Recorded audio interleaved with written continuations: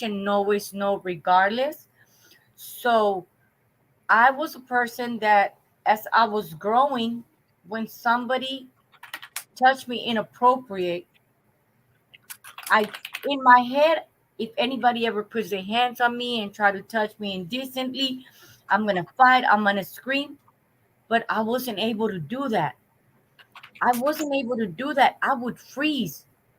And in situations I went through, and I feel like I could have stopped them, and it, I can't blame myself no more. I had to break from that blame because what happened to me as a child, I wasn't able to defend myself. But as you grow, you feel like I can now. I'm grown. Why did I permit this to happen? I don't know. That was my response. And when I speak about it, I know we're talking about negative coping behaviors caused by trauma. I feel that that was negative to me. I don't Mm. see nothing positive on freezing in a situation where I'm being assaulted or sexually or either physically, and I can't move. I freeze. I freeze. I freeze and I can't move. And then after I start realizing what's happening and I start like, no, wait, hold on. I've had situations where I've heard, oh, well, you didn't do nothing at first. Oh, she liked it. Or, well, Mhm. now you're acting like a victim. I couldn't move. It's not that I wanted it. It's not that I liked it or I was enjoying. I couldn't move for that moment. It would take me back to my trauma. It took me back to my past experiences, and I was able to break free from that because if we don't heal, if we don't break free, we're going to keep going through these bad situations. And then once we develop, and the one thing about freezing, talking about negative adapting and unhealthy and negative behaviors, the one thing about it is that once we start feeling like I did permit this to happen, I froze, I didn't do nothing, we start getting guilt, Mhm. blaming Mhm. ourselves because Mhm. I let it happen. I Mhm. didn't stop it. Even though I didn't wanted it, I didn't stop it. And then Mhm. we start, and then it takes us to other unhealthy behaviors that affect our life, that affect our state of mind, that affect us in many other ways. So yes, that's what I want to speak about in freeze. Do you have anything to add up, Coach Natalie? Of course, every situation you're going to bring up, I have an instance of experiencing because of the cycle of domestic violence relationships that I was experiencing. So when you talk about freeze, I remember, and one day we're going to start talking about experience of women who leave domestic violence relationships and then go back, or whether it's temporary or not. But this one time, I remember, I had reconnected with my abuser. I'm trying to think of what it was. I don't know what the situation was, but while I was with him, and what I'm pausing is I'm trying to remember the situation. But what I do remember is him starting to yell.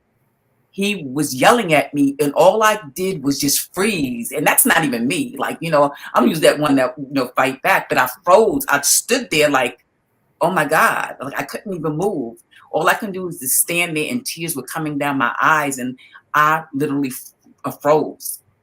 And that was my trauma response. That was one of the ways that I was protecting myself, but I was also putting myself in danger. But when you experience that trauma, and then it's triggered, one of the responses is that you freeze. Absolutely, Natalie. Yeah. So yeah, thank you for sharing that. Absolutely. Yes. So now, ladies, we're going to speak about fun. Not fun, but fun. Okay.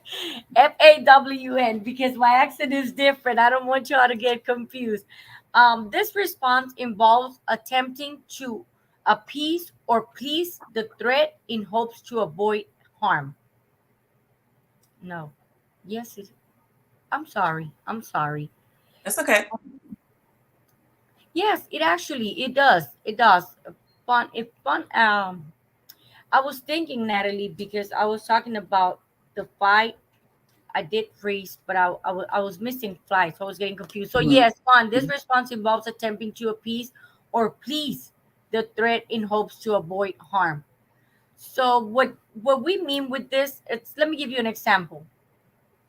It could be you're with your partner in your relationship, it's your husband, your boyfriend, and y'all arguing, having a conflict. He's being abusive. Being very disrespectful. And what we do is we try we try to go any way and give it his way and say it's okay and I'm sorry and it was my fault, just to avoid conflict. Just to We try to please him just to avoid conflict. Your spouse or partner might come and he's been out with the friends late at night and you got to get up the next day and go to work, and he walks in the door and he comes and wakes you up and demands you to be with him because you're his wife or his woman, and you're tired and you asleep and you say no and he starts picking a fight, and you just subdue yourself because you don't want to have any interactions, no more problem, no more fights, discussions. So that's what we do. And it's not okay.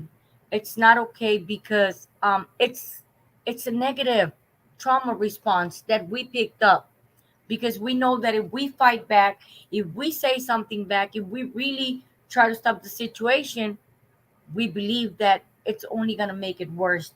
Or we already know, due to our traumas and what we experienced in the past, you don't want him to abuse you, to physically physically put his hands on you. So what we do is we just subdue. We try to appease and please them, which is that's a negative trauma response, because it's not okay. If it's unhealthy for us and if it's hurting us in any way, it's an unhealthy coping behavior that we're picking up. Yeah, yeah, which really doesn't work, Sonia, because I No. remember doing just that. I remember, saying if I make dinner, if I do this right, if I don't argue, if I just do everything that he wants me to do, then everything will be okay. And the reality is that still didn't work. I at least know my experiences. He would come up with other reasons to criticize me no matter what I did. But I tried to do everything right. The house was cleaned. I didn't argue with him. Whatever he wanted to do, I agreed. Still didn't work. But that's our way of dealing with the trauma sometimes, just agreeing to everything that they say. It doesn't work. Absolutely, Natalie. Mhm. So now I want to discuss our fourth one, our 4F, from the 4F concept, which is flight. Oh, Yeah. and that one, I can relate to this one, ladies. I can really relate to this one, flight. Let me tell you why. Flight is when every time a situation occurs, you leave, you run away. We don't want to fix it. We don't want to confront the situation. So we fly. We out of there. We don't want to work things out. We don't want to fix nothing because we feel like we're gonna be at blame. It's not gonna work out. So we fly. That is another negative trauma response. And I'm gonna give you an example because I went through this, and I'm glad that I have broken free from this negative coping mechanism that was a trauma response. Because when I moved here to Georgia after all my traumas and everything I experienced in my hometown in Texas, um, I left here, went to recovery, and I did my recovery. But then after a while, something happened to me. Once I was still in recovery, I had a situation with another person at the recovery treatment, which was somebody that kept trying to invite me out, trying to give me drugs. It was a member, a person that was in the recovery center. He was in there to heal, to recover, but I was fed up. And what I wanted to do, I wanted to leave and quit the program instead of going and speaking to somebody and say, hey, this person is, I wanted to leave. I wanted just to pack up. I called my mother and I said, Mom, I need you to come pick me up, this person. And then my mother talked to my sister, and then my sister actually eventually ended up speaking to me. And she said, what is going on? And I was like, well, this is happening. Well, what are you learning there? That was her question. So it just hit me. Mhm. I'm here. I have coaches. I have, you know. So I Mhm. did what I was supposed to do. I sat down because I'm gonna tell you, ladies, Natalie was my counselor. Counselor, what you call it, Mhm. Natalie? Because you did counseling, you Yeah. did therapy, you Mhm. did hardcore recovery from addiction. There, you did it all. You did Mhm. it all. So I was Mhm. on her classes, and I don't want to jump too many into this, but I didn't like Natalie. I didn't like Natalie. And I'm being honest because if I would sit here and say I've loved Natalie, and Mhm. yes, I love her now. I love her. That is like that is my backbone. Like I know where to go if anything ever. I know Natalie would lead me to the right place if I ever needed to escape from any situation Mhm. or any day. I know I can say, Natalie, I'm going through this, and I know she wouldn't just say, well, figure it out. I know Natalie would say, you can go here, you can go here. Let me make some calls. Let me. She would point me to the right if she know I was in distress. Mhm. But I did not like Natalie, and I'm gonna say why. I didn't personally know Natalie had experienced what I have. When I met her, I thought this is just another person that just went to school, study, got a degree, and think they know everything about what she don't even know what I've gone through. She has Mhm. no idea. She ain't never been through. She and the way Natalie carries herself, I was like, she ain't never been in damn street a day in her life. What she know about? So I didn't like Natalie, Mhm. but that was me just coming from addiction, still in addiction. I Mhm. didn't feel like, what does she know about this? She just got a degree, came Mhm. and sat down and said, "Well, I'm gonna teach you." What did she don't she hasn't been on my shoes.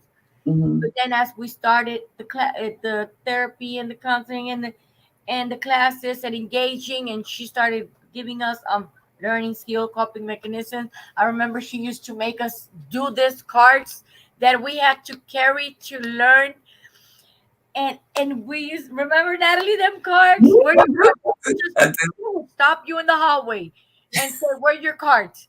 And you Mhm. were like, "Oh my gosh, you serious? You need to Mhm. be having them cards. You need to be." And they were about negative behaviors. She even make us, she would help us with how's your day today. We had to do the emojis. You know how we have all the emojis on Mhm. Facebook. She would give us, "Are you feeling sad today? Are you feeling angry? Are you feeling?" At first, I didn't get it. I didn't get it, but then I started getting it, and I appreciate it so much because I was like, yeah, if I realize today I'm angry, and I don't even know why I'm angry until I started sitting down and working as Natalie helped me. Mhm. So I went and I spoke to somebody and I said what had happened. So I Mhm. learned. I thought, at least I thought, let me be honest. Mhm. Okay, I did it for that time. I didn't fly. That don't mean it stopped there. I didn't heal. That don't mean I broke free from my trauma. Mhm. Later on, I left the recovery center, went home. I was still on my job, having a new relationship. My best friend, we started dating. Every time we had an argument, every time a little argument, it was like, I can just leave. I can just go back to Texas. I don't need to Mhm. be here. I already finished my recovery treatment. I can just go back to my family. I can just go back home. Mhm. And and then I stopped. And then okay, I'm good. Everything is fine. And you think again that I'm not gonna do that again because I already know. Why would I leave? I'm Mhm. good here. I'm happy because that's what we tell ourselves. Everything's fine. Have a good relationship. I was just mad at the moment. Mhm. And then we move in together. And then we have an argument. And I pack my bag. Mhm. I just pack my bag. I don't care. You can keep everything in our apartment. I don't care about nothing. And he actually had to stop and sit down with me and say, "What is wrong with you? Why is Mhm. you always trying to leave?" Yeah. And I had to realize that I had to do work on myself. And his advice to me was not, "Well, leave or do whatever you want," was like, "You need to talk to somebody." So I spoke to my therapist about it. I said, "I have this problem. And every time I feel like if I leave, I don't have to waste 10 years of my life waiting for the relationship to change. I don't want to waste because I did it in my past. I was in a relationship waiting he's going to change. Mm-hmm. Eventually, he's gonna change. He's not gonna hit me no more. He's not gonna cheat on me no more. We talked about it. I cook for him. I clean for him. I take care of our kids. I pay for what we have. So he's not gonna do it, and he would do it. Mm-hmm. Left me broken. So this time, when I felt like I was doing the new me, I said, I'm never gonna let this, and this happen to me again. So every time a situation came, I just wanted to run, and I Mm-hmm. stopped doing that. And I'm gonna tell you how I know. Mm-hmm. And I'm gonna tell you, ladies, how I know, and I'm gonna tell you, Natalie, because Natalie's gonna ask me before she takes me to that deep conversation. Let me bring it on, Natalie. I'm gonna tell you how I know. I did the work. I spoke to my therapist. I found out what was the root cause of that, which was the many years I wasted of my life on other relationships trying to fix something that was not fixable. You can't change a person. Mm-hmm. Can change a person. They're gonna do it because of them. Like I gotta do it because of me. I can't do it for my kids. Oh, I'm in recovery for my kids. It's always good, like Natalie says, to do it for a reason, but it has to be more than that. So when I went to that, I realized what the root cause was. What was all them years I wasted, and then I started working on it, and I started working, and now I'm married. And am I happy? Yes, I'm happy. Do I have problems? Yes, I do. Do we Mm-hmm. still have arguments? Yes, we do. And it might be the smallest thing about a movie. He's scrolling to the TV. I want to watch that movie. Why is you still scrolling? And then it turns to I don't want to watch nothing. It can be the smallest thing and then it explodes. And it could be something really big that we disagree, agree, and disagree. It might be bills, money. But when it has aroused, and I've had other issues, like I told Natalie, that have been something big that I feel like, oh, wow, I just got married. I just say, you know what? I'm going to go to my room and stay in the living room. I need my space. I need my time. We can talk about it tomorrow. Because if we continue right now, what I'm going to do, I'm not leaving you, but I might not to spend the night out so we don't disrespect one another, Mm-hmm. or we can just go to sleep, call it a day, and we'll talk about it tomorrow. But I do not run out. I talk about what was the problem, why did it escalate it, what was the reason why I reacted like that, and what was the reason you, and then if I was wrong, I apologize. And if he was wrong, he apologized. But I learned to work through my issues, problems, and not let my trauma get the best of me because it's only ruining my life if I let my trauma keep catching up with me. I'm Yeah. trying to work through it. That's awesome. Awesome. You said some powerful stuff. I just want to reiterate and just share a little bit how I can identify. But you moving actually to the next topic of trauma responses, you were talking about Absolutely. that. So I just want to bring that up on the screen that, she was talking about trauma responses and trauma addiction recovery coach Sonia is going to go deep more into that in a few minutes. But one of the things that was standing out to me is that initially we were talking about how we fight, we go into flight, freeze, and fawn, those 4 F's that Sonia was talking about. We were talking about in the beginning as it relates to being in a domestic violence relationships, being in those situations. Then Sonia started talking about after she came out of treatment and that she was still doing those 4 F's, right? So that's really what she's taking a life back. We want to help people who are out of situations understand just because you removed yourself out of the situation, you can still have these trauma responses. Like Sonia mentioned, like getting into arguments, like I'm out, or wanting to fight. These are things that we do when we remove ourselves in relationships. You ever heard when people say, like, you go into another relationship and you bring in your old baggage with you? That's what they're talking about. How you respond to things that happen in a relationships are based on your trauma responses. If you don't heal, you're still going to fight. You're still going to flight. You're still going to freeze. You're still going to fawn. You're still going to have those same behaviors. So, and also Sonia talked about going to get help. She talked about identifying the root cause of that trauma response. So important. to find out what is the root cause. Because a lot of times when we go through those 4 F's and we're in life and, we're not using substances, we're not in domestic violence relationships, again, we respond the same way in those 4 F's. And it's not healthy, especially if you're a woman who says, yes, I'm at this domestic violence relationship. I want to find my Mr. Right now. And all they think is that, okay, I got to find that wonderful man and he has all these qualities. But if we don't heal ourselves, we are bringing negative baggage into this new relationship.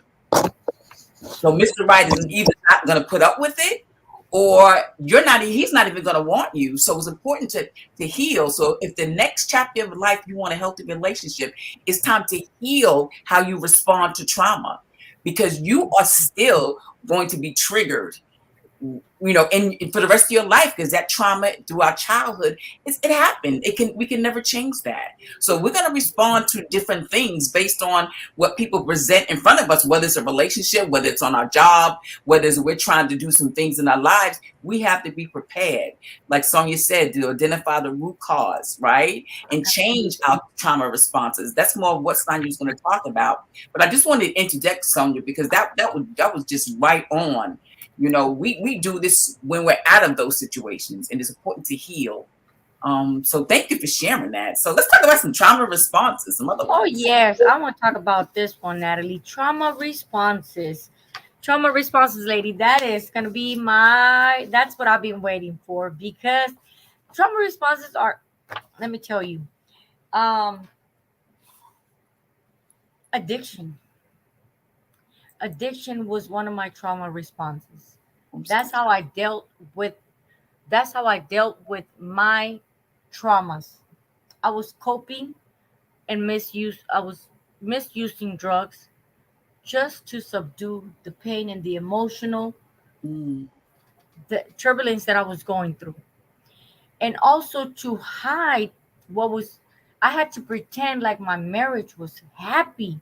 And it's funny because talking about um this trauma responses, Natalie, it takes all together: the addiction, the unhealthy relationships, mhm, mhm, everything comes hand in hand. mhm, And it's crazy because you want to stick to one thing, but everything comes hand in hand. Because with me, my unhealthy relationship and the abuse, and then go to a family reunion with your husband and mhm, smile while you mhm, bruise on your ribs, while you bruise on your legs, mhm, but you're smiling like everything is fine and mhm. great. Yeah. Mhm. And it was so much for me, because it's like living a double life, and it Yeah. will drive you crazy. And I'm sorry, but mental health issues, depression, Mhm, anxiety, mhm, this trauma responses come with everything. It don't respect nothing. It don't stop. It's the addictive behaviors. It can be alcohol, it can be drugs, mhm, even unhealthy relationships. These behaviors are like patching up a house with temporary fixes. They mhm, provide a quick escape from the emotional turmoil, but they don't address the underlying damage. And yeah. that's how we are. That's how we are. We can pretend that we're okay, because if I'm using drugs, I'm high, and I forgot about all my problems for that moment. And Mhm. this is the way I don't want to know what's going on. I want to forget about what happened today. So I'm just gonna do some drug misuse, drug abuse, however y'all ladies want to call it. And then when the moment passes, you can realize that not only is the problem still there, but now the problem is bigger, because now I'm broke. Mhm. Mhm. Now I'm broke because I spent my money on my drug supply. Now I got bills that I don't know how I'm gonna get the money to pay it. I can't. If I'm when I was using, I knew I can't go and be with my family, because in my mind I know they're looking at me. They know I'm high, even though maybe they don't, maybe they do. In my mind, it was starting. It was a question in my mind that it would drive me crazy. Yeah. Let me So ask you this, Sonia, yes, because you brought up a point. You brought up, when people use substances, this negative consequences, right? It's spending your money. Mhm. people looking at you differently. You're working real hard to hide what's going on. Absolutely. So then, but you did mention it, but I want you to reiterate. Then why do people who experience trauma use substances? Why do people do that? Because every day people look at people and say, "Why do you use drugs and alcohol? Why?" So why? Given Because those, yeah, why? Natalie, we do not know how to deal with the pain and the Mhm, emotions that we're going that the trauma caused. We don't mhm, know. So the only way and the only escape is by using the drugs to calm our pain. It's like, how can I mention this? I have the word right here and you don't come out. It's how do you call it? It's a coping mechanism. It's like a coping mechanism, but it's negative. It's a coping exactly, mechanism. That exactly. is the way. That is the way I can calm my trauma down and make me feel better, even if it's for that moment. Yeah, Even if it, absolutely. and it's sad because if many of you are listening and you've experienced with drugs in the past or Mhm, alcohol, we know that is true. That mhm, even if we know that it's going to be worse than the damage that it's doing to our body, to mhm, our family, to our loved ones, mhm, at that moment we can't help it because we need to. You can't just, and you know, because you can't just say I'm not going to use, because you might say I'm strong, I'm not going to use today, but then here comes your husband yeah. in the door, Mhm, slaps you on the face and grabs his clothes and say he's going, but mhm, you already know he's going with the other one, and that's an yeah, excuse to fight with you, dinners, whatever was his excuse to leave. And what we say we weren't gonna do is like, I just I feel all this. I don't want nobody to see me cry. I don't want to think about what he's doing or what. yeah. I'm masking my pain with my drug use. It's my coping mechanism. It's the way. So Mhm, I we need to find better ways to cope. mhm, mhm, To cope. mhm. But it's hard because, like I said, when we're talking about this, which we're going to talk at the end of the segment, is we need to heal from our traumas. It is Yeah, very yeah. important. If we do not heal, Mhm, we are going to end up back at the same place, in the mhm, same situations, different people, mhm, mm. but same problem, or Oh, even worse.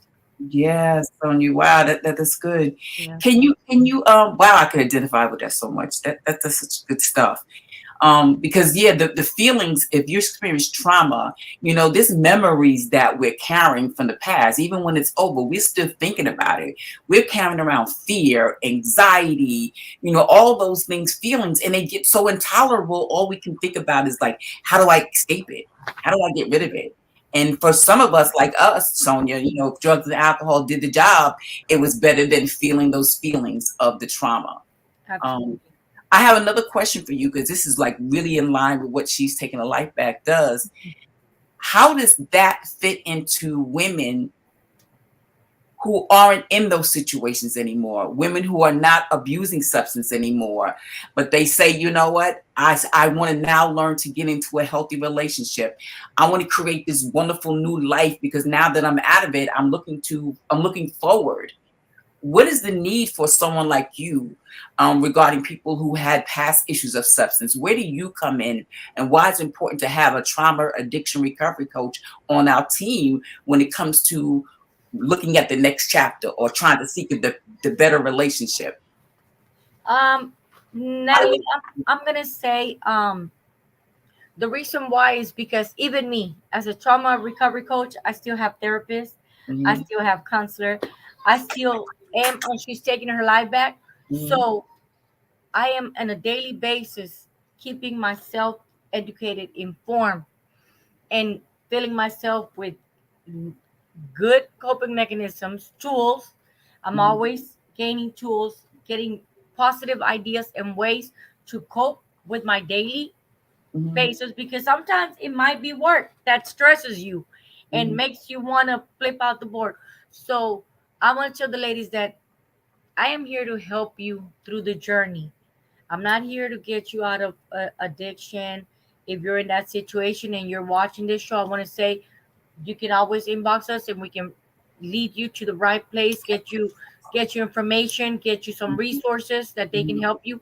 And once you go through that process and you're ready, you can always come back and let us know, hey, I heard your live and I went and now I'm here. So what's the next step? The next step is continue. Recovery is a long life journey. It doesn't stop, ladies. When we think it stopped, I'm clean for 5, 10, 15 years, it doesn't stop there. Yeah. Recovery is life because we never know what is the situation, the loss of a loved one. It could be anything. Even losing a child can drive us crazy and take us back to a situation. So we gotta have um coping skills. We gotta Yeah. have techniques, positive techniques. We gotta have tools that help us continue to grow and learn through this journey. So I am here to guide you and Mhm. help you. And if you're going through a situation and you feel like you can always have a one-on-one with me, like Natalie says, you can always message. You can always I can always be we have coaching what you call them, Natalie, right now. With coaching programs coming up, Coaching programs coming up. coming up, Yes. a lot So of things coming to so help. I am here to help you find what is the cause that is what is the cause. If you have something going on and you feel like in that situation, I'm struggling and I feel like I'm getting all these thoughts, I'm here to help you find what is causing those thoughts. Yeah. What is the reason that is taking you to that and how we can work through changing those negative thoughts into Hmm. positive and Hmm. finding ways and things Hmm. that we can do that you can Hmm. do to Yes. continue to live a healthy and fulfilling life without addiction. Yes. Yes. Taking Wow. two That's steps awesome. back, we got to take two steps forward, but Yeah. we need to ask. It's very important. If you feel in a situation, ladies, ask for help. It's Mm. okay to make a phone call to a family member, somebody, and say, I'm in distress. I feel this way. Always don't keep it to yourself and then accumulate and then be wait to the point where you just go and relapse and use because it's harder. It's and it is much harder. I'm telling you because I went through a lot of fallbacks before I got where I'm at. It's Hmm. very hard because you feel like you failed, you get Yeah. disappointed, Hmm. the guilt, the shame, everything all over again. I failed everybody, and it takes us 3, 4 steps backwards, and we don't want that. So let's Yeah. continue to grow and let's continue to build resilience and continue to be. That's awesome, awesome. And I want to reiterate the another layer onto that because again, this is what we do as coaches. Um, this is for the again for the women who aren't in domestic violence relationships right now. This is for women who aren't using substances. I want to tell you, and this has been some of the hardest things as a professional addiction counselor to get people to understand is that it's not just only about removing the substances. Because in my life, and if your life, if you experienced trauma, even as you're moving towards good places, you're going to be triggered. You're like, let me give you a real life example. Like in my life, you know what I have this like idea of what my Mr. Right looks like, what he looks like, right? And this is true talk, right? But because of my messages that I had to go into therapy to begin to dispel and reframe and change around, I would tell myself, yes, I want this, but I wouldn't put myself in places where my Mr. Right would hang out. I wouldn't put myself in places. I wanted him, but my belief system was telling me subconsciously that I didn't deserve him or he's not going to want me. So how in the world that he was going to find me if I didn't go to where he was? You know what I mean? Because my Mr. Right is like 2 levels up from where I'm at. So I had to go there. But I didn't put myself in those places because I felt unworthy. These are the things that happen even after you're out of domestic violence relationships.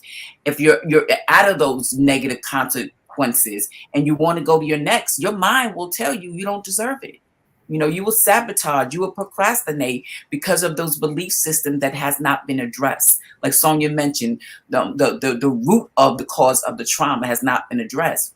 And a lot of times because people are out of those situations and their lives have gotten better, they think they're so that doesn't apply to them. Yes, yes, it does. It's just that you may not be able to connect that your procrastination, your self sabotage, is related to your addictive to your trauma, and that's why we have this topic. Your trauma response is a link to negative behaviors, addictive behaviors, and it doesn't have to be drugs and alcohol because we have other ways of coping. We'll run right back to an unhealthy relationship. We'll start overeating. We'll start doing all those other things because moving to our next triggered something in us.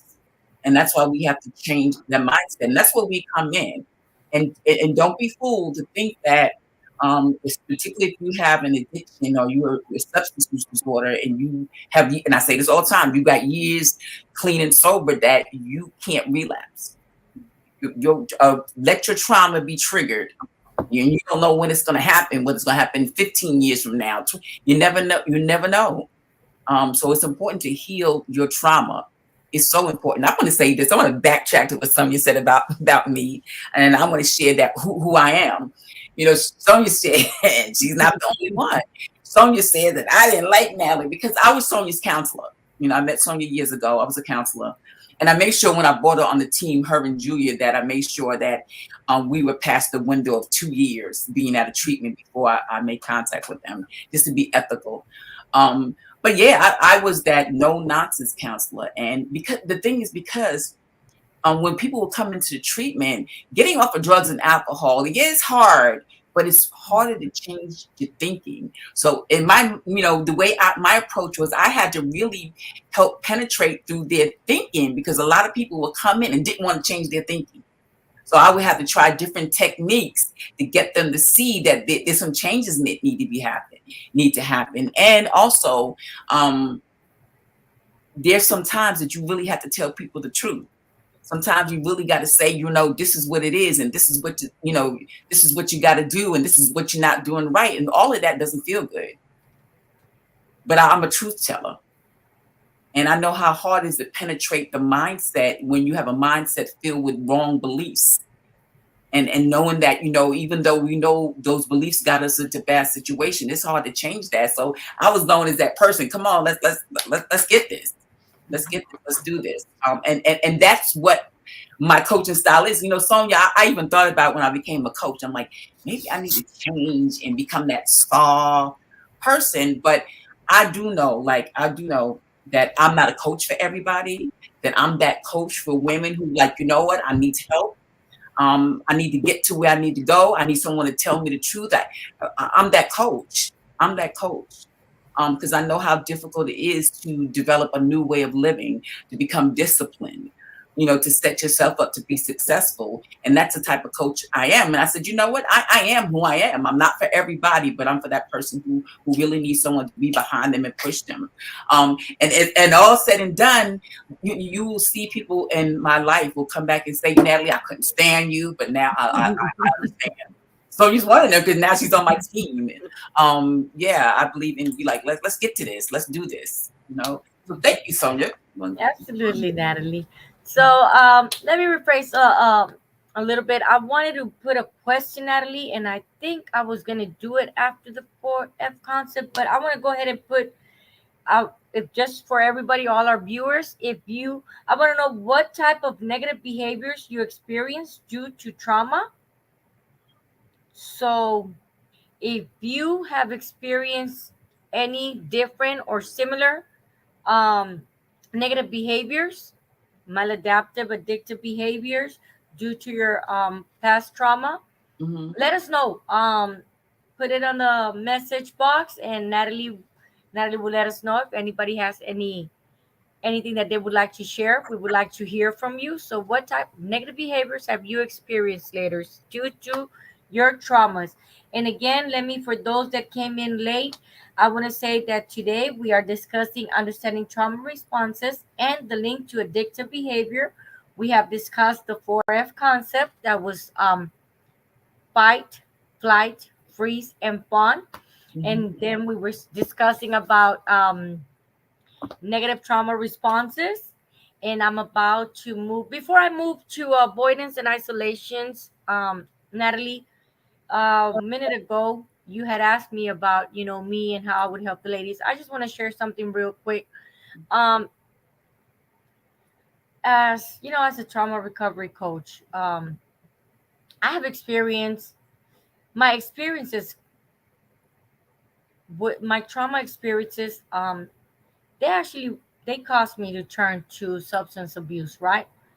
And I mean, the means to escape what I have been through as a child, as an adolescent, as an adult, um, it was I was self medicating myself. Mhm. That's what I wanted to say earlier. It's a self medication. I was using it. However, I recognized after doing my recovery, after wanting a better life, after many years of failure, because I couldn't do it on my own. So I recognized the the impact it was doing in my life, the how addiction was destroying my life, my family, my loved ones, how it was hurting my children. So I just want to tell the ladies that not only through recovery, but through therapy, and I've dedicated a great time on my recovery process. I still do to this day. I Mhm. haven't stopped. I mean, I'm not only overcome my addiction, but I am here to help. I am passionate about helping other women. And I really say this, and I want to say it because this is what I want. And I want to always mention, um, I always put God first on everything. God has Mhm. turned my life. He has blessed me. And Natalie always says, Mhm. God has done so many things in life. He has Yeah. blessed me immensely with a great support system, with great friends, with family that after everything I did in my past with my addiction, all the wrongs I did, they love me.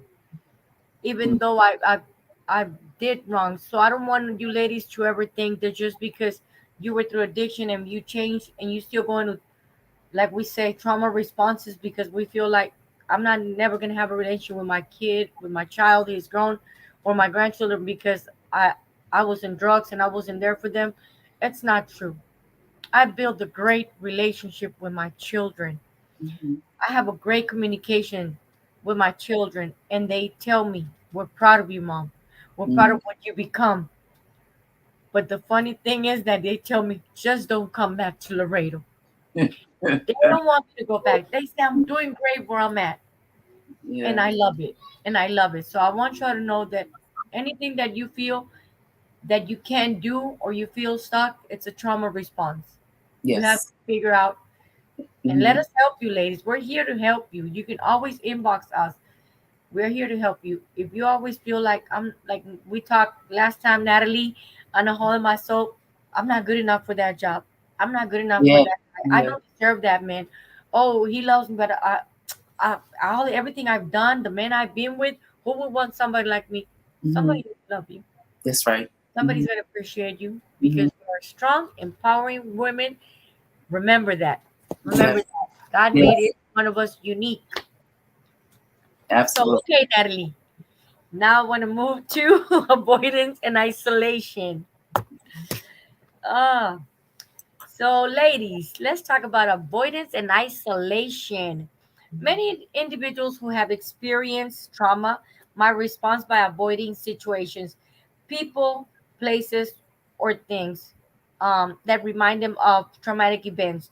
They might even isolate themselves from friends and family, which can lead to a sense of loneliness and further emotional distress. And this is very true. And I know for a fact, not only for because personal experience, not every experience, but I know because, like I say, I don't just come up here and say, let me just tell all this and tell stories. No, I do research. I do a lot of research. I Mhm. am Natalie knows. I tell Natalie. Natalie sometimes tell me, "What are you doing?" I'm I'm involved in many Mhm. groups. Not just she's taking her life back. How do I do it? Only God knows because I have a full-time job. Mhm. I do. She's taking her life back. Y'all Mhm. see me right here. I have a Mhm. 2.5-year-old son at this age. God has blessed me with a Woo. baby too. Two and a Yes. half year old son. And we just recently found out that our son is in a spectrum 2 level of autism. And I Mhm. had only shared this with Natalie, and now I'm sharing it with y'all. So Mhm. it's a little bit hard, but it's not impossible. It's my child, and we're working through all that. So I still got to make time to work through this and talk to the therapist and talk to the doctors. But Yeah. there is no way we can say we can't do it. I don't have time. We just have to want. How bad do you want it? That's what I tell myself. How bad do you want it? Mhm. How bad do you want it? Mhm. So avoidance and isolation. And I'm gonna tell you this: a lot of us, and I say this when I was speaking about it, I was saying about the research, and I have time. I give me time to, people stroll through the phone, through Facebook, TikTok. Oh, let me Mhm. go to Instagram. What everybody's talking. I do. Let me see what this group of addiction is talking about over here. Let me see what this group of trauma responses. Let me go into. She's taking her life back and do some of our Mhm. studies, and a lot of posts that I always say, posts that we have in the learning lounge from Natalie. I always go back. I love because they always show me something new. Mhm. So avoidance and isolation is something big because even when we come out, like Natalie was saying, you came out of recovery, you came out, you've seen the therapist, you're in a new relationship, everything is going great and you feel good, but there is that trauma response, something that is not healed there. And we Mhm. start, or when we do something, or we start having those negative thoughts, and then we start, I don't want to go there, I don't feel comfortable going there, we start isolating ourselves, and then it goes to the part where I just want to be at home. And where did that lead us? Sometimes it's depression. Mhm. Sometimes it's depression. Sometimes even like they say, oh, because a family member never checked on me. Oh, nobody calls, nobody cares. That's another way that we start avoiding and isolating ourselves because we feel like nobody picked up the phone. But did we pick up the phone and call? Did we call? It doesn't matter if the other person at the end of the line can do it sometimes. Sometimes we got to do it ourselves because that avoidant isolation would only take us to a destructive behavior. Right, and it does that, Sonia. So, but why do people use avoidance and isolation as a trauma response? Why do they do that then? Knowing that it causes loneliness and separation from people who love you. Why do people do that in Uh, response to trauma? I feel like many times if you haven't healed from your trauma and you feel like you're going to go to a party with your family and oh, they're going to be drinking or something, I can't be put in that situation, and you start isolating, and you feel like you're protecting yourself by Yes, isolating yourself. yes, You feel like yes. if I go to the streets, if you being a victim of sexual assault, and you feel like if I go to the street, if I'm taking the MARTA, or I'm in a crowded place, somebody rubs into you, you feel uncomfortable, and you Mhm. start getting them thoughts back about when you were assaulted or something, so you want to stay at home. You feel like you're protecting yourself by isolating yourself Mhm. because you don't want to put yourself at risk Right. due to your traumas. Right. I want to add this because this one really hits home for me, Sonia, in many ways. But I want to talk it from the place of creating a new chapter in my life. And I'm sure this happens to other women. I'm someone who did the avoidance and did the isolation as to protect myself. There's been many people don't know this, but many years I would just go to work, go to church, and I would come home and just be with my man, and that's it. I didn't create a life. And I would give myself excuses like, oh, I like being at home. I'm comfortable in my space. I don't want to do, but that was my way of protecting myself. But it wasn't good because I was holding on to this dream of mine that I wanted. I wanted to be a speaker. I wanted to travel the world, but I was stuck in avoidance because my trauma was telling me, one, it's not safe out there. Two, they're not going to accept me. Who am I to think that I'm going to get that? And it didn't Hmm. matter that I had great speaking skills. It didn't matter that I was intelligent. It didn't matter. So through working through my mindset, I had to learn to change the way I think because I actually was holding on to old thinking from my childhood, which told me I wasn't good enough. It was still ruling my life. So I was avoiding. So, and that was my clue that, it's time to go to therapy because I needed help on changing my mindset. I needed help to separating my mind. And this kind of sounds maybe woo woo for some people, but our beliefs that we hold on to is ruling our lives if we don't get to the root cause, like Sonia said, of our trauma. If we don't change it, if we don't take away those limiting beliefs, if we don't install new beliefs, it doesn't matter what we want in our lives. Doesn't matter what we desire, it's gonna rule. And it did that for me for many years. So yeah, I had to practice with someone like, why am I hiding in the house when I should be on the stage somewhere? So avoidance and isolation, that one hits home for me. And it is a form of protecting yourself. It's a trauma response. And I Absolutely. want to share one more thing that I hope that I personally think that let me say it this way. I know many women who have given up on relationships, and they said they're not getting into a relationship ever again, that they're good by themselves. I don't need no relationship. That is a trauma response, whether they know it or not, because they say, I'm not going to risk being in another unhealthy relationship, so I'm not going to be in one. But the sad thing is, they're stopping themselves from meeting that Mr. Right, can help make their lives so much better and having fun and going out and making friends. But their trauma responses told them, not going to do that. We're not going to take that risk. So if you hear yourself had said that over the years, or people have said that, like, I don't want no relationship. I ain't dealing with no friends. I don't deal with people. That's a trauma response, and you're missing out on the wonderful people that are out there. So I just wanted to add that, Sonia. Yes, Natalie. Yes, absolutely. So speaking about all this, I'm just gonna speak a little bit before I move to the next question, Natalie. Also about this maladaptive coping behaviors that come due to the trauma. I want to speak a little bit about the unhealthy relationships. How do we cope? How do we cope? So I want to speak about that real quick because I know we didn't I didn't discuss this with you earlier, but I just want to bring it up right now because I think it's something that is still affecting many women to this day.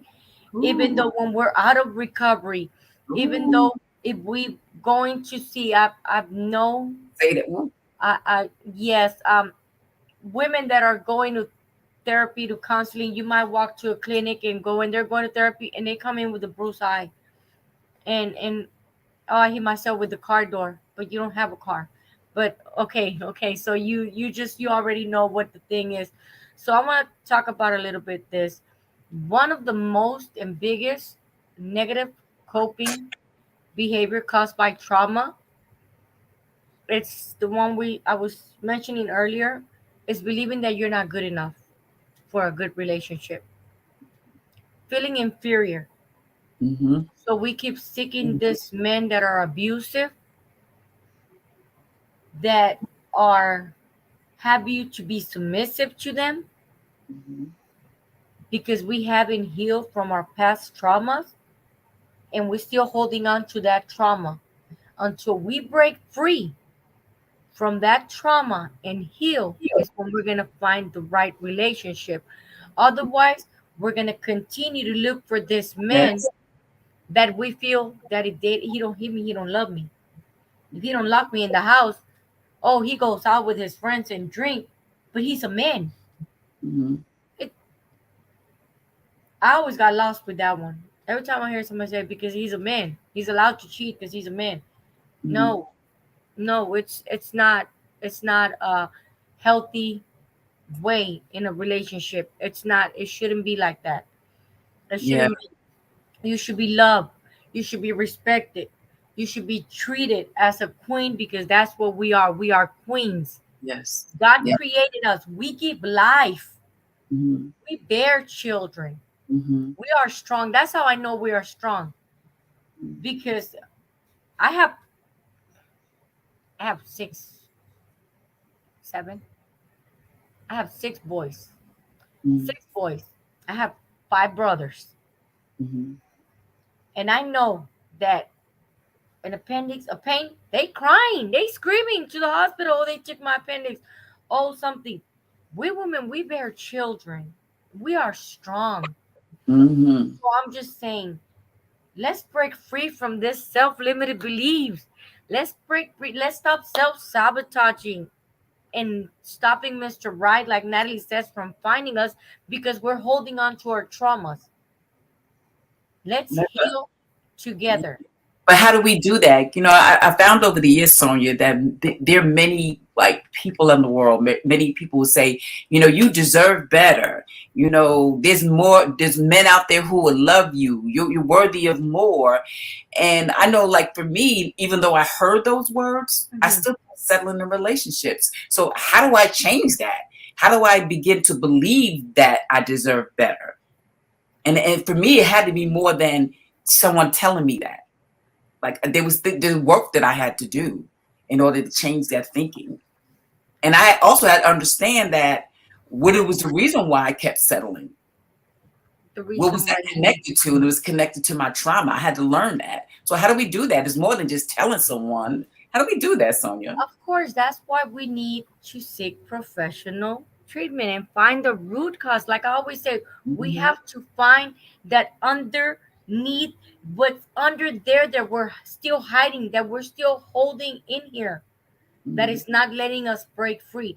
From you, Natalie, when you say, like, how do you, I can speak to other women. From you, I'm going to say, you just need to wait for him because you a hard worker. You work and you don't get. I don't think you go out that much to party or go out to give you Mm-hmm. the time to go find. You're not waiting. You're not looking to go find.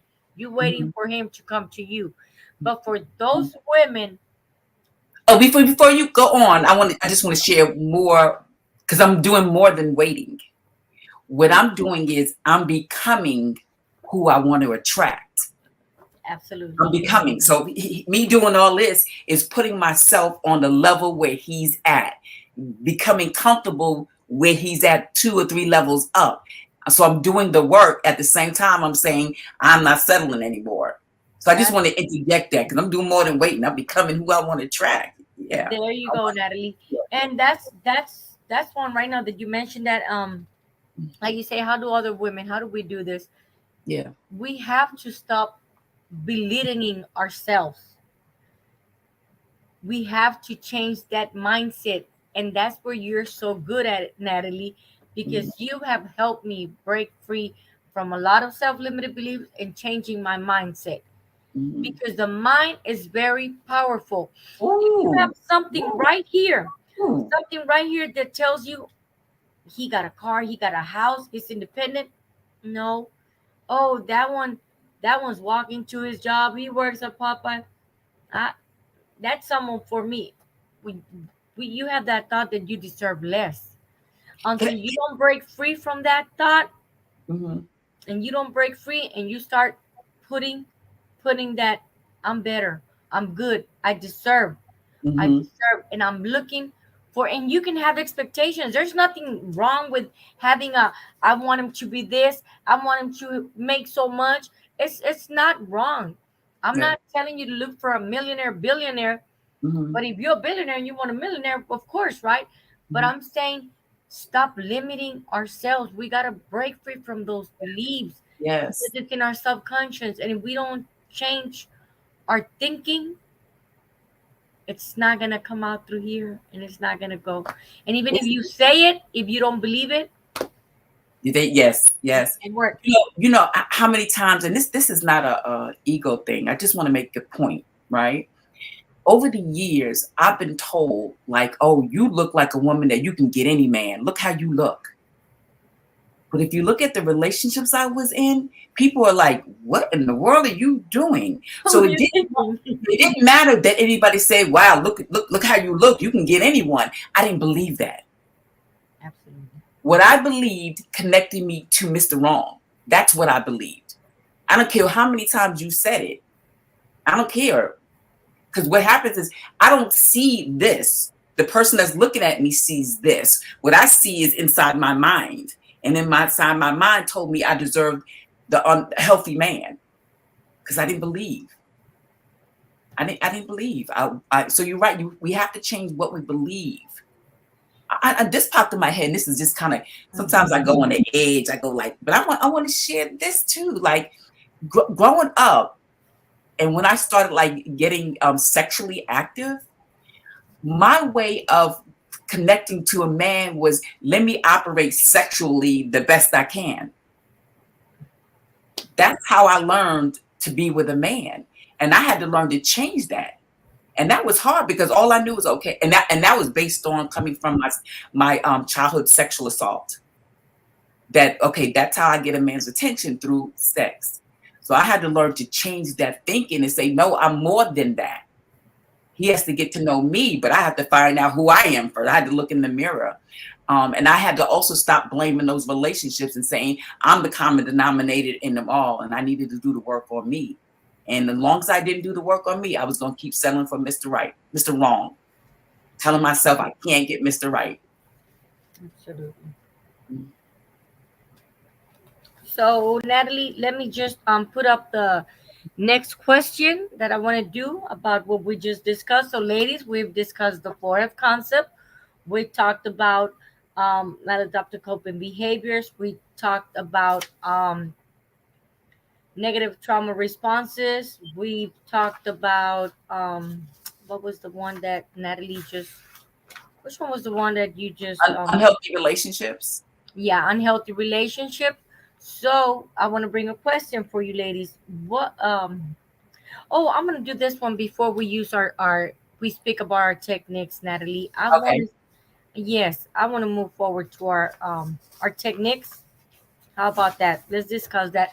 But Yeah. everything we talked about, ladies, if you have any questions, any comments, like I say, you can always put them, and we would always get back to you. If we weren't able to reach out to you as soon as possible, we will actually respond to your comments. So let's talk. Let's move to this coping techniques. Hmm. I'm gonna provide you with 3 coping techniques, lady, today. So sorry, my phone is vibrating. Okay, so the first one I'm gonna give you is a breathing technique that we can use when it's like a coping mechanism we can use when we're going through one of these fears, um, fear, flights, trauma responses. As a trauma response, when you feel like you're in danger, Hmm. anything that you have going on, even if you're going to a situation where you're hyperventilating, it's a breathing technique. So I Hmm. want you to, and this really works. It's I know you've heard it many times. It really works. You start by breathing completely. You take all the air, you hold it, and then you release, and then you do it again. Release, and then you do it one more time, and then this makes your heart start regulating, and your Yes. blood and Mhm. everything in your brain start slowing down and start bringing you back. And once you breathe and you start feeling calm, then you can resort to situation and find out what's going on, what's causing you to feel this way, Mhm. and you go to any other method that you can use. Let me provide you one.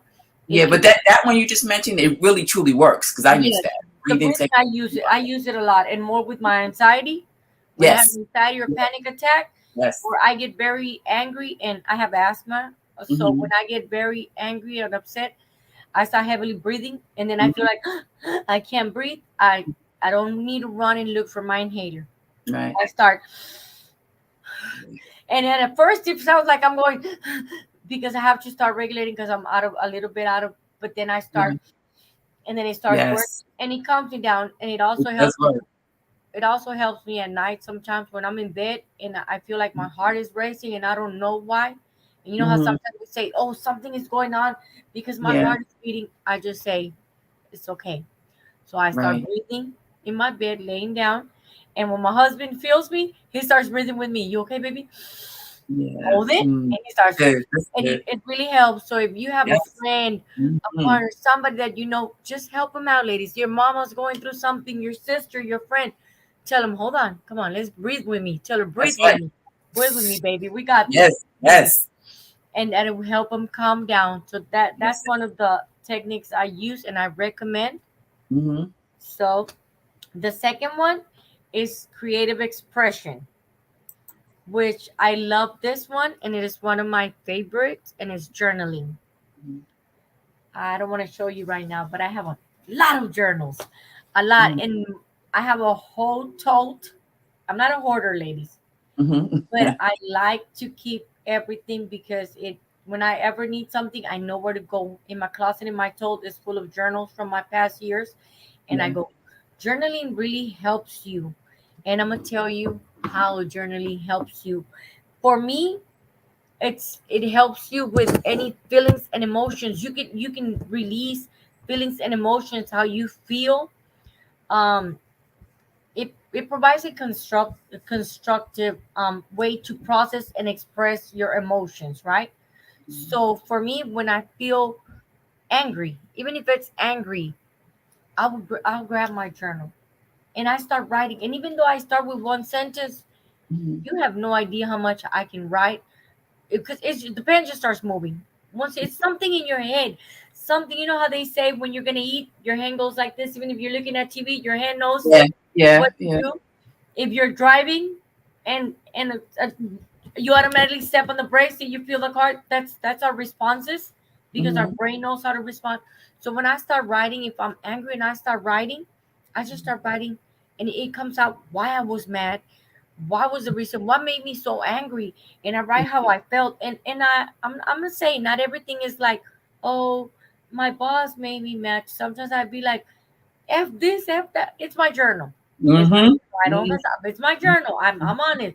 Mhm. Oh, and I write it, but I got that anger out on that Mhm. paper. I Mhm. didn't went and fight my boss. I didn't went and fought my neighbor. I didn't went and fought the person that made me angry or the person at the store. I Mhm. wrote down, and then I realized. Then I sit back. Once I write it down, and my anger is gone because I put it on. And it's not just magically that you put a paper, but you're gonna realize if you try this journaling, you're gonna notice how it can help you because once you start knowing what the problem is and you start saying, well, he only bumped into me. Why did this make me so mad? Yes. Yes. Good. Why did this make me so mad? Mhm. Natalie, I learned this from your class. Why Mhm. did this make me so mad? And Mhm. why did I react? Why did I turn around and disrespect this person? And then this Mhm. person, and then I got madder and I got in my car and left. Why? Why couldn't I just say, "Excuse me, I'm sorry"? Even if the person bumped into me, I could have just Yeah. said, "Hey, excuse me, you bumped into me." If the person wouldn't acknowledge, I could have just said, "Well, you have a great day. It ain't gonna Right. ruin my day. I'm not Right. gonna let you take my peace. I'm not gonna take you." And I could have, but I didn't. Mhm. So then you see, and that helps you say, next time I go through a situation like this, I know not to let another person take the best of me, not Absolutely. let a Yeah. situation ruin your day, because that's what we call negative trauma responses, Natalie. Yeah, that's a negative one. And also during the writing, not only it gives you a way to look at, what can I do differently next time, it helps you, like you said, like why did I respond that way?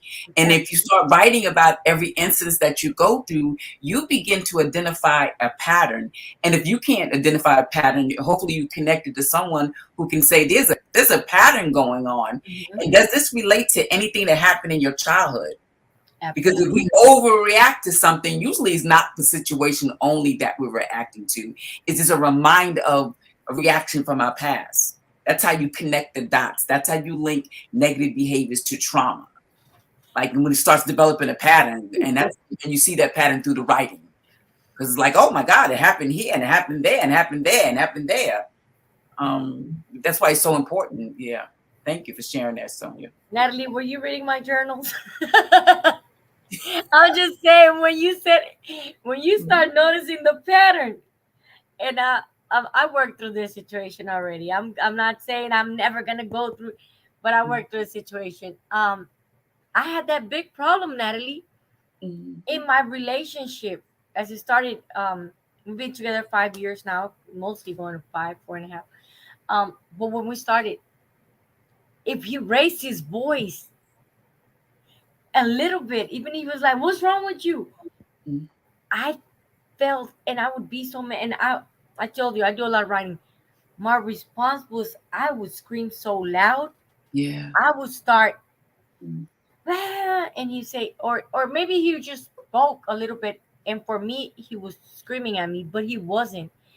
If Mhm. I was in the kitchen and he screamed from the living room and I feel like he screamed at me, even though I Mhm. didn't hear what he said, but he was saying, "Baby, what are you doing?" But he screamed at me, and I come to the kitchen. Why are you screaming? You see me cooking. Yeah, yeah, it triggered That's the something. response I had. Yes, it triggers something. Oh my god, Mhm. my light is, oh, my light is gone. But we Mhm. don't have that much long to go, so my light Mhm. died. Yeah. So I would, it was a pattern, and it took me a minute to realize it, because I would write about why, oh, he's screaming, he's screaming, so I raised my voice and all this, and I realized it was me. I had a trauma from my past, from a child, that they always scream at me the way they scream, and it was Mhm. always very meanful to Mhm. me, and bad Mhm. language, that every time somebody I feel like after the scream comes this. Come And on, yes, say that, child, Sonia. Say that, when I was yes. a child, it was Mhm. that, "Hey, what are you doing?" Pa. Yes, yes. And it was the "sit down" and pa, Mhm. wherever he Mhm. hit you. And then Mhm. as a adult, with my husband, it was that I raised my voice, and it was the, Mm. "Who are you talking to? Right. Who are you talking to? I'm the man of Mhm. the house. So you have that imprinted in your head when someone yells, "This is coming Somebody." next." Yes. So I gotta get before that, ready. yeah. So before that comes, I would Mhm. scream, blah blah blah. Start with the "I'm leaving" thing and everything. But Yeah, I yeah, healed. yeah. I had to heal, Yeah. because there was a pattern. It was me, Yeah. and I had to understand that everything Mhm. was not. It wasn't like that. I had Yeah. to understand that he's talking. I can't hear it. It's different. But yes, that's another one, Natalie. And Mhm. the last but not least is gonna be oh, this one. This one. I love this one. This one is seeking support. Seeking support, Yes. ladies. It's Yes. it's you might see it as hard, but it's a really hard. It's really hard if you have a loved one, if you Mhm. have that person that you call your best friend. If your best friend is telling you, "Let's go out and party, let's go out and drink," and negative, you should know those are negative behaviors. You don't need to be hanging around with someone like that. But if you have somebody that's always telling you, "I'm proud of you. What are you doing today? Hey, you don't need to be alone," or and as always motivating you and guiding you. But seek support, not only like a friend or something. I don't want to get confused. Seek professional support, counseling coaches like Natalie and I and Julia, coaches. Seek support. If you're going through a situation that you think, my mother can help me, my brother can help me, it's beyond that. Seek professional help. Yeah. Speak to a therapist. There's 800 numbers. If you don't want to go into, if you feel it's just something, there's a 1-800 number that you can always call. Yeah. There is Yeah. there is clinics that you can call and ask for advice. You can research on your phone. Even if you don't, there's no need to hide. But if you feel like you don't want nobody to see your face right now, you just want to get. Mhm. There's a lot of information right here, ladies. Right here. Yes. Use Yes. it on your computer and your laptop. Mhm. um don't keep it to yourself. Seek professional help if it's getting worse than that. If it's Yeah. something that you can and you're thinking about hurting yourself, call 911. Yeah. Call 911. Call 1-800 number. But if you're in a situation like me and Natalie's a mindset coach, but somebody might give Natalie a call. It's something that is stressful, something happened, and Natalie, she might need to call somebody because, hey, I'm going through this. Oh, yes. I, Absolutely. I know I would. I know Absolutely. I know if I get a call that is good, I'm gonna need somebody. I can't, I know I can figure it out by myself. I know if I can't handle it, if it's not to the level of me handle it, where it's Mhm. gonna take me to the wrong path, or it's gonna take me through depression, into isolation, into um hiding from the world, into using substances again, hanging around with wrong people because I want to feel wanted. I don't want to be alone, even if it's not isolation. If it's being in crowds of people that are doing negative things, just because I want to feel loved or wanted, just seek support, ladies. It is Yeah. very important to have a good support system. Yes, It Natalie. is. So Sonia, how do someone does that who, like, I've been hanging around a certain kind of people all my life. So, and then you tell us, let's find people who are positive. How do I do that if that makes me uncomfortable and I have anxiety, or I believe that I'm not going to feel comfortable in that environment? What can I do to make that switch from old people who are not supporting me, who are not going in the same direction, to hanging around people who are? Because I know for me, that created anxiety. I avoided that, even though it was good for me. What can I do to take some baby steps to being around supportive people when I'm not used to that? Oh, I don't know anybody that's supportive. Well, Natalie, I'm going to tell you one of the ones I used, which was I've loved, like I say, I'm a person that I want to help other women. And I Mm-hmm. always tell you, I want to be one day, I want to be able to stand in a place where I can speak to a lot of women and tell my story. Mm-hmm. But I don't know if you remember at the beginning, I was like, oh, I'm nervous. I'm this or being, I'm gonna mess up. Mm-hmm. So when I actually started my baby steps was when you had, before I became a member of the team, the She's Taking Her Life Back. I was in backstage. I was on She's Taking Her Life Back, the Learning Lounge. I was just one of the viewers, Mm-hmm. and that was how I started. I was a viewer. I was listening to other women's stories that that were similar to mine. I was Mm-hmm. listening to other women that have been through what I've been, and Mm-hmm. I started asking questions. You couldn't see Yeah. me. You didn't know who I was. So I Mm-hmm. started, and then I felt other women, not only you, not only Julia, but other women commenting like, Mm-hmm. "Oh, I've been through," and I feel like everybody started being open, and I was like, I felt well, and I said, okay, I'm try, and then it was a conversation, it was a message, and then Mm-hmm. I started being friends with other people on the group, Wow, that's awesome, and then Sonia. from there I said, why would I want to go out with a coworker and go to a club where I really Mm-hmm. don't like, I don't drink or whatever. I don't want to be in that when I can just talk to this person. Because I don't know if you remember, there was a person, it was I can't pronounce her name. She lives in Florida. Saga was her last name. Saga. She was on the Learning Lounge. Okay. Sage was her last name. She Okay. was and we started doing the walking together on live. We would Okay. Okay. The walk. I remember the walk. I Yeah. was here and I was here, ladies, and my baby steps was like, hey, we're gonna do. Natalie had a challenge, so me and her, and I just say, hey, would you like to? And she was like, yeah, I love to. And this is the people I started, and then from there I was like, she had to leave, and we stopped the communication. She's still my friend. She's still on my Facebook. She's still on my messengers. Okay. Yeah. But I started creating this good support system, Mm-hmm. going to groups, attending groups, going to places like if they have what you call it, Natalie, it's like at the therapy where I go, they have like support groups for women that they just say, oh, we're gonna have a, it's like an open house and y'all can come and do creativity or something. I'd Yeah. love, and now my work and my child makes it hard, but I still do things like I communicate with Julia, I communicate with family members. So baby steps. Yeah. That's awesome. Yes. And you mentioned the Learning Lounge. How can somebody learn about the Learning Lounge? And what is that? The Learning Lounge, it's She's Taking Her Life Back. That's our private learning lounge for um our ladies that want to join us and be what do you Julia calls this, Natalie? When they're in the inner group, in the inner circle. In the circle. If you Mm-hmm. want to join the inner circle and have all our first insights, everything that's going on with She's Taking Her Life Back, when are we Mm-hmm. gonna be live next? What Mm-hmm. themes we're going to be speaking about, what points we're going to be speaking about, when we're going to be live. If you want to get all firsthand, you can always join the Learning Lounge, and Natalie would put a link below. You could always find us on Facebook, Mm-hmm. Instagram. I think Natalie's on Instagram, YouTube, of course, Yes. and Join us here each week. This could yes, be your community. And like Sonia absolutely. said, you can come and just listen. If you're not ready to speak, or you don't ever have to speak, but just be a part of it.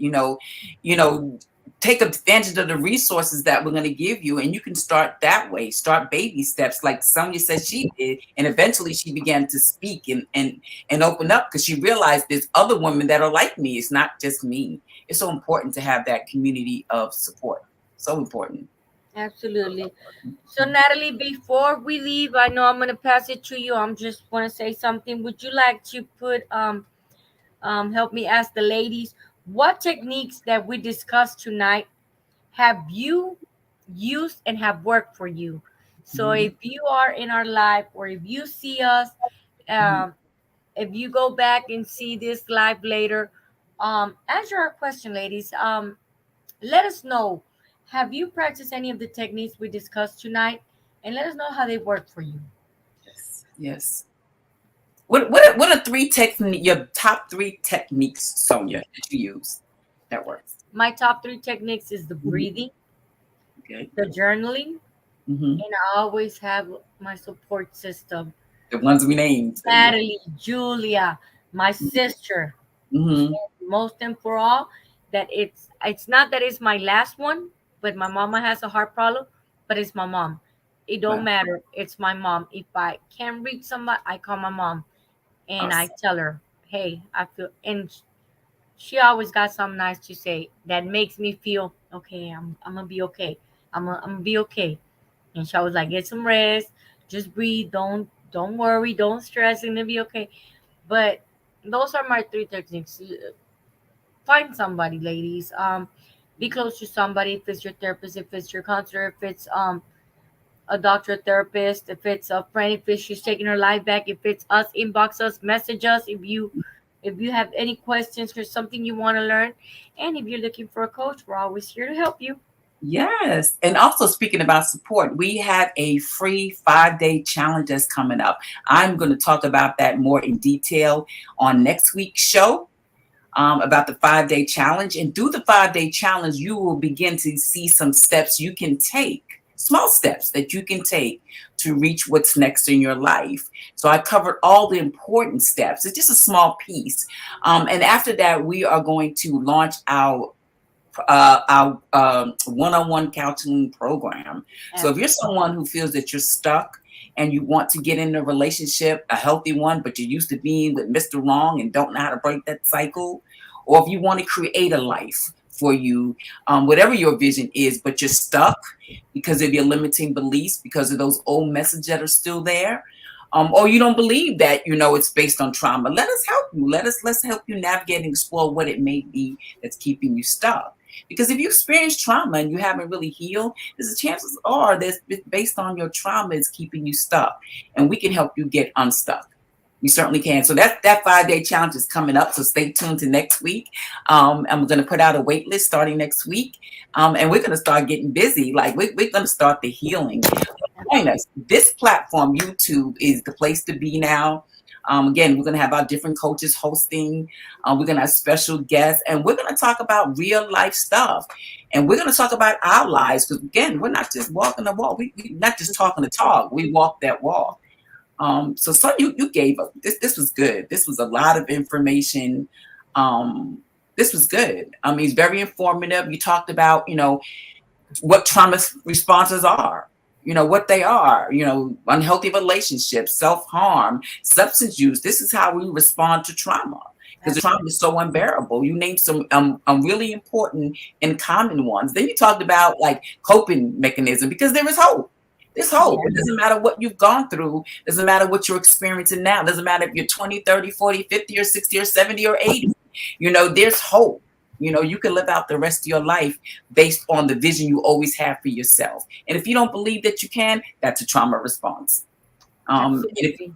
you don't believe you can't keep joining us every week, don't forget to subscribe. Subscribe. Absolutely. So I'm just gonna let you all know, ladies. Remember, my dear beautiful ladies, stay strong, and we are entirely capable of breaking free from self-limited beliefs. Continue a long substance misuse recovery journey and break free from unhealthy relationship.